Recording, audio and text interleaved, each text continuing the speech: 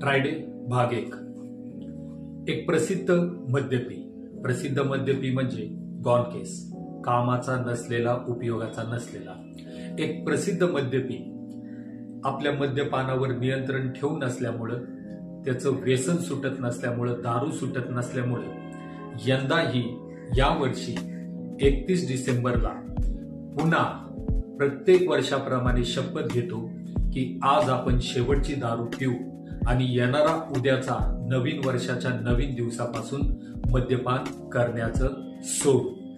अशी शपथ घेतल्यामुळं त्याला दारू पिण्याची जशी कडून स्वतःला मिळालेली एक परवानगी होती, तीही भरपूर दारू, आणि आज शेवटची दारू प्यायची म्हणून हा बिल नावाचा नायक अतिशय मोठ्या प्रमाणात, जास्त प्रमाणात मद्यपान करतो.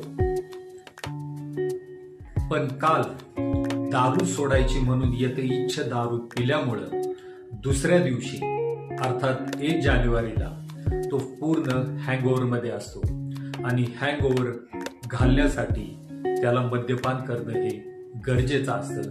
त्यामुळं गतिवर्षीप्रमाणे ह्या वर्षी दारू सोडण्याच्या प्रतिज्ञा ही मातीमध्ये मिळते. तसा तर 365 दिवस व्यसनमुक्तीसाठी संघर्ष करणारा हा व्यक्ती यावर्षीही व्यसनमुक्तीच्या संघर्षामध्ये अपयश ठरल्यामुळं तो पुन्हा मद्यपान करतो. याच्या 365 दिवसामधले व्यसनमुक्तीचे प्रयोग जरा विचित्रच असतात. घरात आणून 90 पिणं, थोडी थोडी पिणं, फक्त बियर पिणं, मित्रांसंगती न पिणं, नॉनव्हेज असेल तरच पिणं, अशा एक समजुती करून थोडी थोडी करून हा दारू सोडण्याच्या प्रयत्नामध्ये 365 दिवस प्रयत्नशील असतो. पण प्रत्येक वेळेस याच्या पदरी पडतं ते फक्त व्यसनमुक्तीसाठीचं अपयशच. बिलचे कुटुंबीय काही शांत नसतात. ते याच्या व्यसनमुक्तीसाठी अनेक प्रयत्न करतच असतात. जसं व्यसनमुक्ती केंद्रामध्ये टाकणं, आध्यात्मिक महाराजाकडे नेणं, हातात, पायात, गळ्यात गंडे, धागे, दोरे बांधणं, काय करणी केली का ते तपासणं, विख्यात मानसशास्त्रज्ञ डॉक्टरकडे नेणं, त्यांची गोळ्या औषधं करणं, विविध प्रकारच्या प्रयोगांमधून त्यांनाही आलेलं व्यसनमुक्तीचं मोठं अपयश असतं. त्याच्यामुळेच ते बिलची व्यसनमुक्ती त्याच्या नशिबावर ढकलून देतात. बाबा, एक तर व्यसनमुक्त हो, नाही तर तू मर, कारण का तेही त्याच्या व्यसनासमोर हातबल झालेले असतात.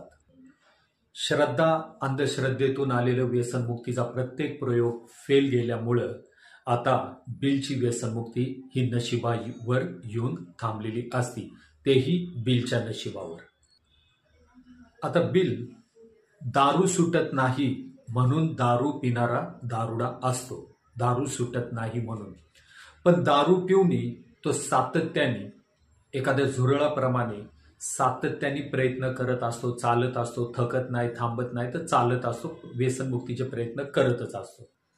आणि मग दारू पिऊन बिघडलेल्या डोक्यामध्ये, विचित्र झालेल्या मनामध्ये एक सुपीक मद्यपीच्या डोक्यामध्ये एक सुपीक विचार येतो, मी माझ्या कुटुंबियांनी एवढे सारे व्यसनमुक्तीसाठी प्रयत्न केले पण आम्हाला काही यश आलं नाही, तर आपण जीव द्यावा.